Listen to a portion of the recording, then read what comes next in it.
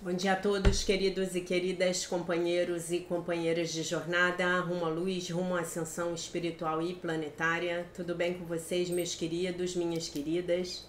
Então, hoje é quinta-feira, dia 11 de abril de 2024, e nós vamos juntos dar aqui continuidade à nossa jornada de libertação, cura e ascensão através dos ensinamentos de Um Curso em Milagres. Eu tô com um resfriado, alguma coisa que eu não sei o que é, tá? Então hoje eu provavelmente vou fazer aqui um vídeo mais curto, porque realmente não estou me sentindo muito bem, tá bom? Então vamos lá. Começamos com a leitura da lição do dia, lição 101. A vontade de Deus para mim é a felicidade perfeita, né? Que é a continuação daquilo que nós falamos no dia de ontem, né? Hoje continuaremos com o tema da felicidade. Esta é uma ideia-chave na compreensão do que significa a salvação. Tu ainda acreditas que a salvação pede sofrimento como penitência pelos teus pecados? Isso não é assim. No entanto, não podes deixar de pensar assim enquanto acreditas que o pecado é real e que o Filho de Deus pode pecar. Se o pecado é real, então a punição é justa e não se pode escapar. Dessa forma, a salvação só pode ser comprada através do sofrimento.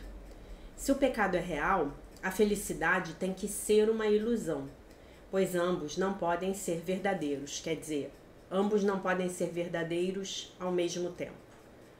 Os pecadores só autorizam a morte e a dor, e é isso que pedem, pois sabem que isso espera por eles.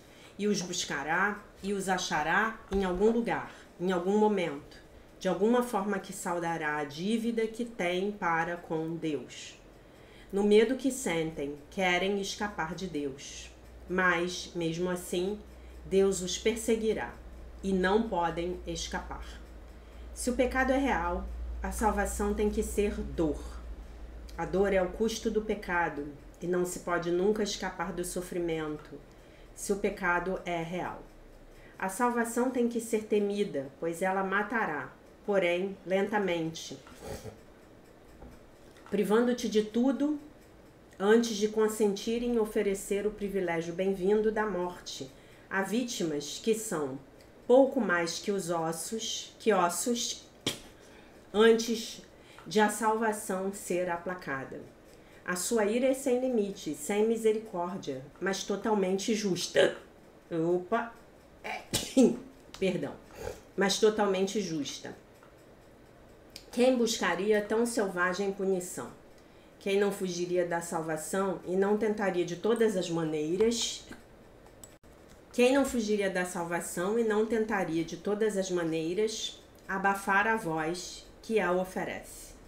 Porque alguém tentaria escutar e aceitar a sua oferta. Se o pecado é real, a oferta da salvação é a morte, imposta de forma cruel, à altura dos perversos desejos, nos quais o pecado nasceu. Se o pecado é real, a salvação veio a ser o teu amargo inimigo, a maldição de Deus sobre ti que tem crucificado o seu filho. Hoje precisas dos períodos de prática. Os exercícios ensinam que o pecado não é real. E tudo o que acreditas que não pode deixar de vir do pecado nunca acontecerá, pois não tem nenhuma causa. Aceita a expiação com a mente aberta que não alimenta nenhuma crença remanescente de que tens feito um demônio do Filho de Deus. O pecado não existe. Hoje praticaremos esse pensamento com a maior frequência possível, pois é a base da ideia para o dia de hoje. Tá? A ideia de que o pecado não existe, né? A vontade de Deus para ti é a felicidade perfeita, porque o pecado não existe, o sofrimento não tem causa. A alegria é justa e a dor é apenas o sinal de que tens te compreendido equivocadamente. Não tenhas medo da vontade de Deus, mas volta-te para ela, confiante de que ela te libertará de todas as consequências que o pecado forjou na tua imaginação febril. Dize: a vontade de Deus para mim é a felicidade perfeita. O pecado não existe, ele não tem consequências. É assim que deves iniciar os teus períodos de prática e em seguida tentar achar mais uma vez a alegria que esses pensamentos introduzirão na tua mente. Dá esses 5 minutos com contentamento, a fim de remover a pesada carga que depositaste sobre ti mesmo, com a crença insana de que o pecado é real. Hoje, escapa da loucura. Estás na estrada da liberdade, e agora a ideia de hoje te dá asas para que avances com maior velocidade e com esperança de ires ainda mais rápido em direção à meta da paz que te espera. Não existe nenhum pecado. Lembra-te disso hoje e dize a ti mesmo sempre que puderes. A vontade de Deus para mim é a felicidade perfeita. Essa é a verdade, porque o pecado não existe. A vontade de Deus para mim é a felicidade perfeita. O pecado não existe, ele não tem consequências. A vontade de Deus para mim é a felicidade perfeita. Essa é a verdade, porque o pecado não existe. Então agora nós passamos para a leitura do livro do Alan Watson e do Robert Perry, tá? Estamos na lição 101, no dia 11 de abril. A vontade de Deus para mim é a felicidade perfeita. Qual é o propósito dessa lição? Aprender que os seus pecados não são reais e, portanto, aprender que a alegria é a vontade de Deus para você e não a punição. Experimentar a alegria e escapar da carga pesada que você colocou sobre si mesmo ao acreditar que os seus pecados são reais. Essa noção, gente, ela é crucial pra gente. Nada na sua vida vai se resolver enquanto você acreditar que você é um pecador. Nada na sua vida. Seus problemas de saúde não vão melhorar, seus problemas de relacionamento não vão melhorar, você vai continuar se envolvendo com pessoas que são abusivas, tá? Você vai continuar sofrendo, você vai continuar pobre. Enfim, esse é o pecado original. Se existe um pecado original para a humanidade, é acreditar que o pecado tem existência verdadeira. Esse é o pecado original da humanidade. Acreditar no pecado original, tá? Aí ele vem com o comentário dele. Quando um curso em milagres fala sobre a salvação, entre aspas, ele quer dizer ser feliz.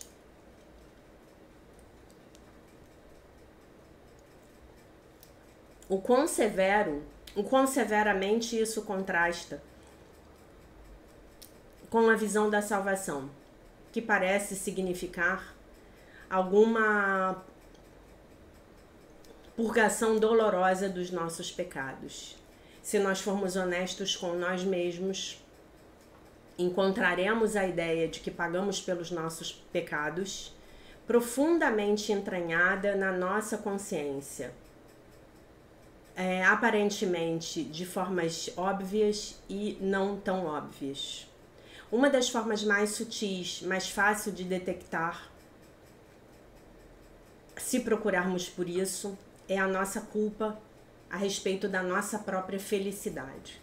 Falamos um pouco disso ontem, né? Vocês se lembram? Você já notou isso? De alguma forma não parece ser certo ou seguro estar muito feliz ou ser muito feliz. Nós temos esse sentimento estranho de que quando estamos excessivamente felizes, alguma coisa muito ruim vai acontecer conosco. Há um ditado comum, isso é muito bom para durar. Temos aqui em português também, né? Igualzinho, temos no Brasil também. Isso é bom demais para ser verdade. Isso é bom demais para durar, né? Esse é um exemplo óbvio dessa síndrome. Sondra Hay, A Sondra Hay é uma das principais autoras da terapia do renascimento, tá? E vocês sabem que a terapia do renascimento ela é toda fundamentada na filosofia de Um Curso em Milagres, né? Então, Sondra Hay, no seu treinamento para os relacionamentos amorosos, costumava fazer a seguinte pergunta.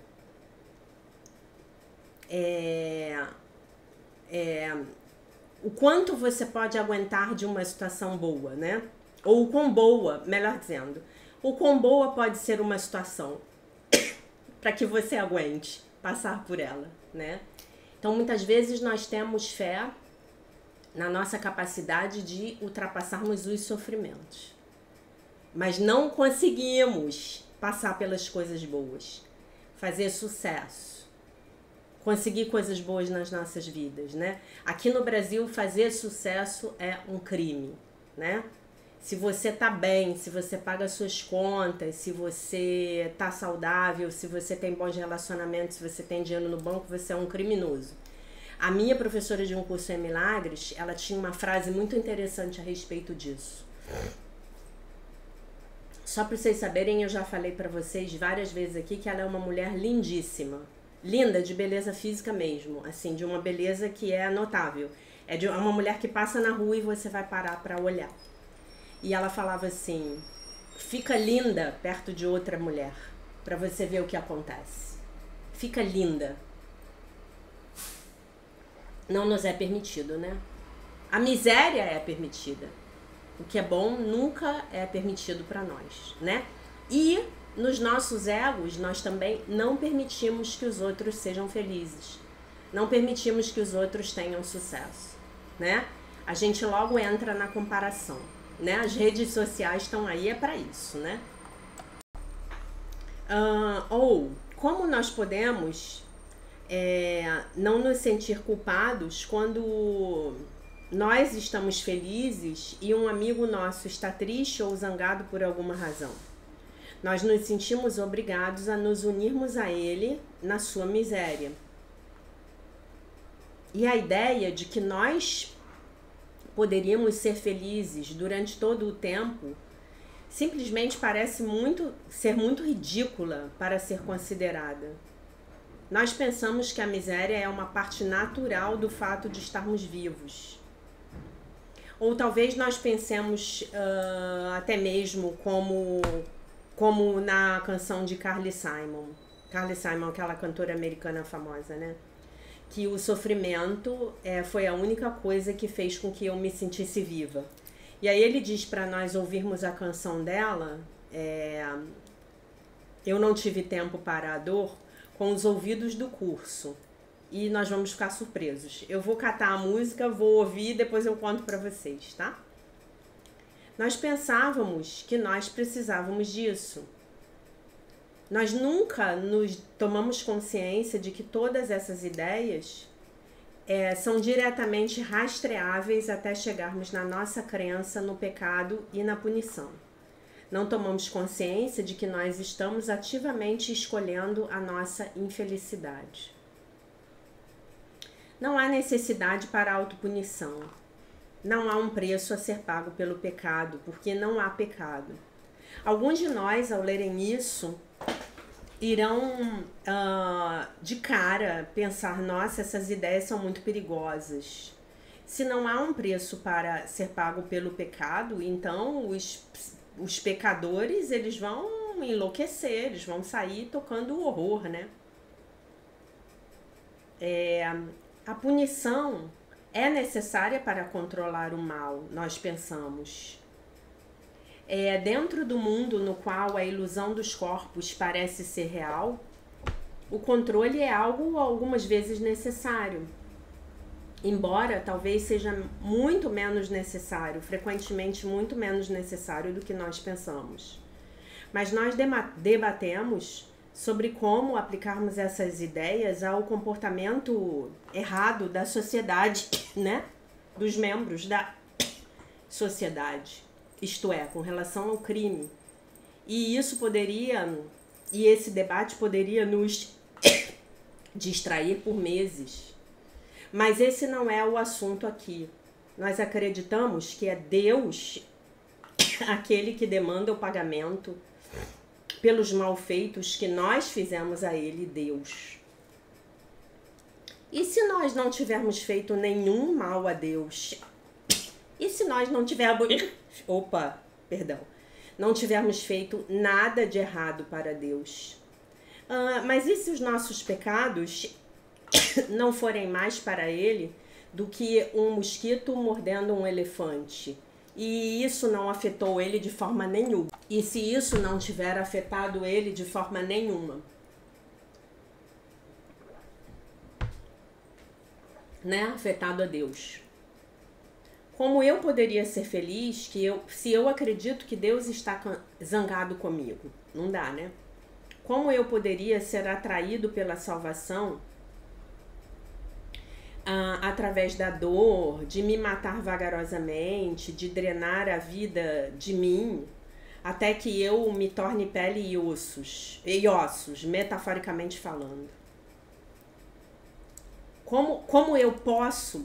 Perdão, eu li errado. Como eu posso ser atraído por uma salvação que vem através da dor, de eu me matar vagarosamente, drenando a vida de mim até que eu finalmente seja pele e ossos, metaforicamente falando? O inferno não é a salvação. Não é um Deus de amor que demanda tais coisas de nós. Deus não está zangado. A vontade de Deus para mim é perfeita felicidade. Se o pecado é real, então a punição é real. E se a punição é real, então eu tenho todas as razões para fugir apressadamente de Deus. E é exatamente isso que porque o ego promove essa visão a respeito de Deus. Não há pecado, diz a lição, e nos exorta a praticarmos esse pensamento tão frequentemente quanto pudermos no dia de hoje. E com relação à justiça, a lição nos diz: a alegria é justa. E é isso que é a justiça, é a alegria. Quando eu penso a respeito dessas ideias, frequentemente eu chego a uma aplicação muito simples. Uma que chega para mim quase todos os dias. Sempre que eu faço alguma coisa que eu não aprovo, ou sempre que eu falho em fazer alguma coisa que eu penso que eu deveria ter feito, ou eu me encontro pensando pensamentos julgamentosos a respeito de alguém, quando eu frequentemente pego a mim mesmo pensando que eu tenho que passar por um período de remorso suficiente antes que eu possa ser feliz de novo, apenas porque eu tomei consciência do meu erro e decidi modificar a minha mente,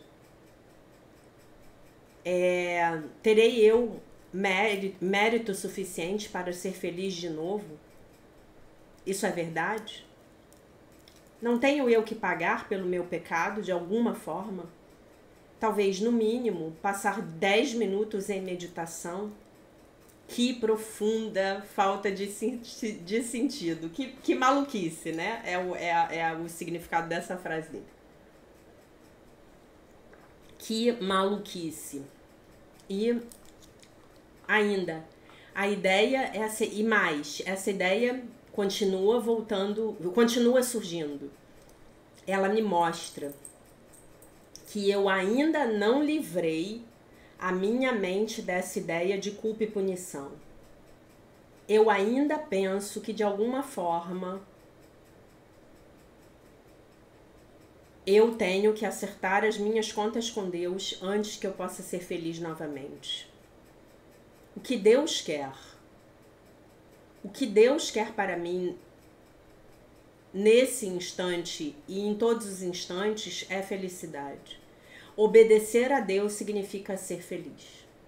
Obedecer a Deus significa ser feliz. Obedecer a Deus significa ser feliz, tá? Não percam isso de vista. Escrevam na agendinha no dia 11 de abril, tá?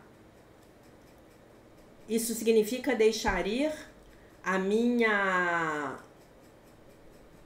penitência de alta importância e me regozijar no amor de Deus. Isso significa aceitar a expiação para mim mesmo. Que maneira melhor de renunciar ao pecado do que deixar ele me arrastar para o choro, para as lágrimas, para a auto-humilhação, do que recusar, dar poder ao ego, né, de me impedir de ser feliz. Dar poder ao ego não, dar poder à crença do pecado, no pecado, né, de me impedir de ser feliz. Que hoje eu possa me recusar a trazer a carga da culpa sobre mim mesmo. Que eu possa elevar a minha cabeça, o meu sorriso e dar a Deus a glória pelo simples ato de ser feliz. Qual maior dádiva posso eu dar àqueles, a maior dádiva que eu posso dar àqueles à minha volta é a minha felicidade. A vontade de Deus para mim é a perfeita felicidade. Essa é a verdade, porque o pecado não existe. Então, gente, essa lição ela é magistral, tá? E eu vou repetir para vocês, repetir mais uma vez. Nossa, essa câmera hoje tá muito torta. Deixa eu ajeitar ela aqui.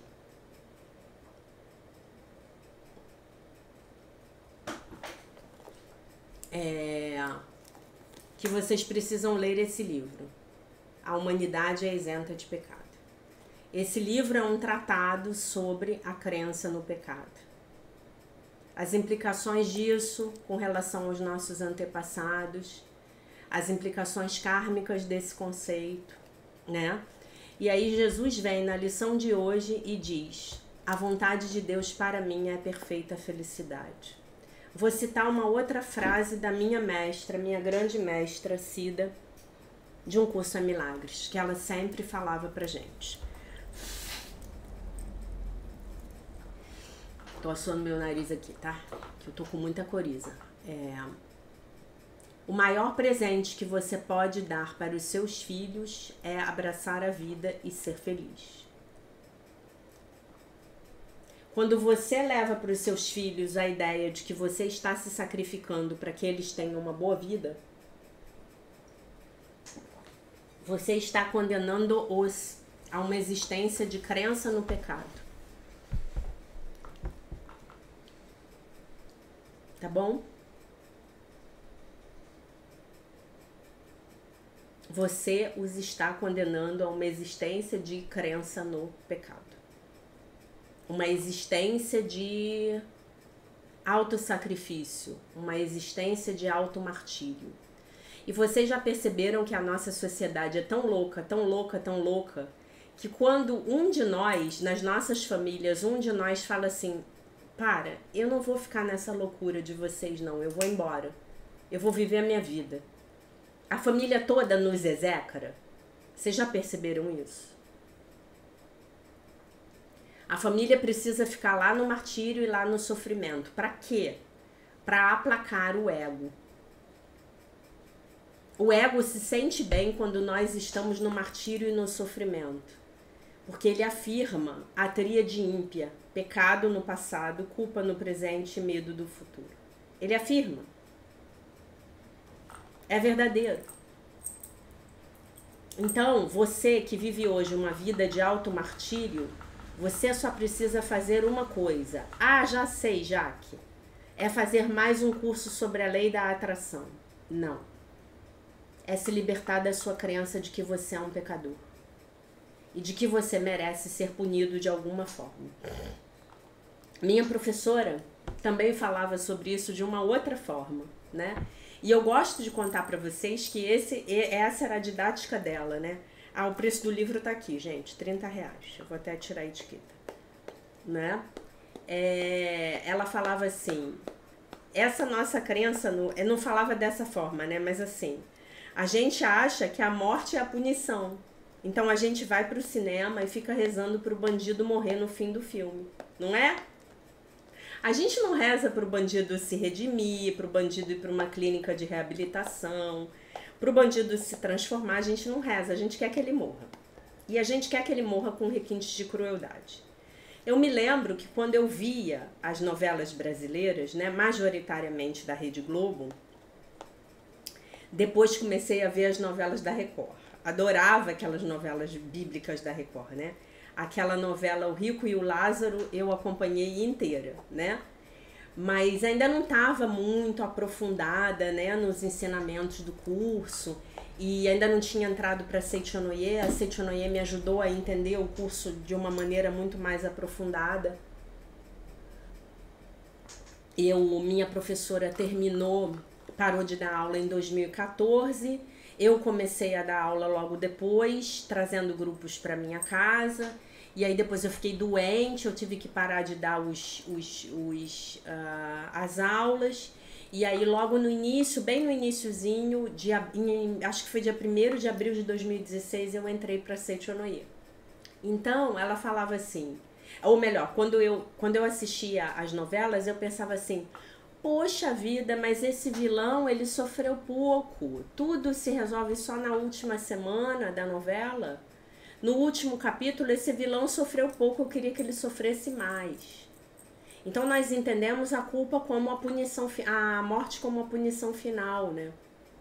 Vai ser punido, né? Eu anteontem, eu fui pro meu trabalho voluntário na minha escola de Theta Healing, né? Vocês sabem que eu vou nas terças-feiras à noite, né? E aí eu atendi uma moça. E o que essa moça foi trabalhar foi a dificuldade dela de encontrar um companheiro. Ela quer ter um companheiro e ela tá sozinha já há muito tempo e ela não aparece ninguém na vida dela. E aí a gente começou a trabalhar a questão do ódio dela pelos homens. E aí ela começou a falar do ex-marido dela.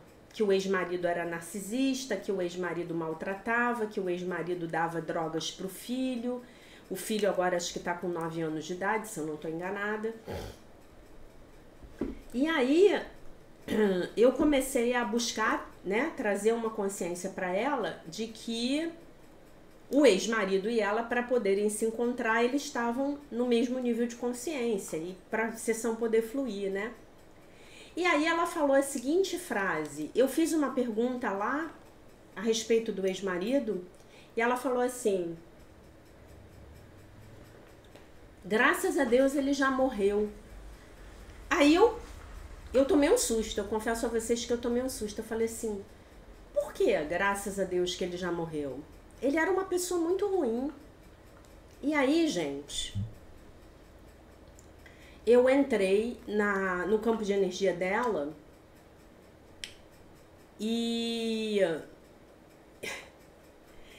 à medida em que eu fui trabalhando na sessão, eu vi que em outras vidas ela foi homem e fez com a companheira pior do que o marido tinha feito com ela. E aí eu comecei a trabalhar o auto-perdão, pedir autorização a ela, né? No Theta Healing a gente tem que pedir autorização para fazer os comandos, para poder trabalhar também o auto-perdão. E ela entrou num estado de relaxamento tão grande, que ela mal escutava o que eu falava. E aí eu nem sei se ela conscientemente, ela me deu autorização, eu fiz o trabalho, e eu nem sei se ela conscientemente ela ouviu o que eu falei. E eu também não quis ficar falando mais, porque eu não quero que a pessoa, né, pare de culpar o outro e entre na própria culpa, né? Não é esse o objetivo, né? Eu pensei na hora, eu falei assim, se você continuar nessa linha, talvez ela não tenha preparo pra não começar a se culpar. Né? E no trabalho voluntário a gente não sabe se a pessoa vai voltar e a gente não sabe também se a pessoa quando voltar vai ser atendida por nós. Então, gente, essa é a brincadeira do ego. Punição eterna. Danação eterna. Hoje eu venho como vítima, amanhã eu venho como algoz. Depois de amanhã eu venho como vítima. Depois de amanhã eu venho como algoz. E assim eu permaneço na roda de samsara. Julgando, culpando o outro, quando na verdade tudo que o outro está fazendo para mim é uma projeção do meu conteúdo mental, da minha crença no pecado. Porque a projeção dá lugar à percepção, como a gente já aprendeu aí longamente nas aulas do Dr. Kenneth Wapnick de 2022, né? Então, Jesus vem e diz, a vontade de Deus para mim é a felicidade perfeita. Ai, gente, que isso? Como assim? Todo mundo infeliz e eu feliz? Todo mundo chorando, deprimido, morrendo, se acabando, pobre, horroroso, doente e eu feliz? Todo mundo feio e eu bonito? Como assim? Então, da próxima vez que você pensar isso, ele tem uma frase aqui que eu achei muito interessante, né? Ele diz assim: nós podemos nos sentir culpados sobre estarmos felizes quando um amigo está triste ou zangado por alguma razão. E nós nos sentimos obrigados a nos unirmos a ele, ao amigo, na sua miséria. Todos fazemos isso no mundo ocidental, né? Todos nós. Como a gente pode corrigir isso? Da próxima vez que você estiver muito feliz e o seu amigo estiver muito triste, dá um jeito de trazer ele para sua felicidade. Se você tiver com uma boa situação financeira e o seu amigo estiver muito triste porque ele está sem dinheiro, paga uma coisa para ele e leva de presente. Convida ele para passar um final de semana num lugar que tenha uma cachoeira ou uma praia com você. Se ele estiver doente, vai com ele numa consulta médica. Em vez de você se unir a ele na miséria dele, traga ele para sua felicidade. Paga para ele um tratamento alternativo. Indique o canal para ele. Dê de presente para ele um livro de um curso em milagres. Então, em vez de você querer se unir ao seu irmão na miséria dele para você se sentir menos mal por ele, mas aí você vai se sentir mal por você, é muito louco, né? Então, puxa ele para sua felicidade. Faz o que Jesus nos ensina no curso. Leve a escuridão do seu amigo até a luz de Jesus Cristo. Nós levamos a nossa escuridão para Jesus. Nós não trazemos Jesus para a nossa escuridão. E se você não puder fazer nada disso, faça uma oração, se lembrando de que você e ele são um só. Peça ao Divino Espírito Santo para limpar na sua mente toda a culpa, toda a crença no pecado que está sendo projetada da sua mente como o sofrimento do seu amigo, como o sofrimento do seu irmão.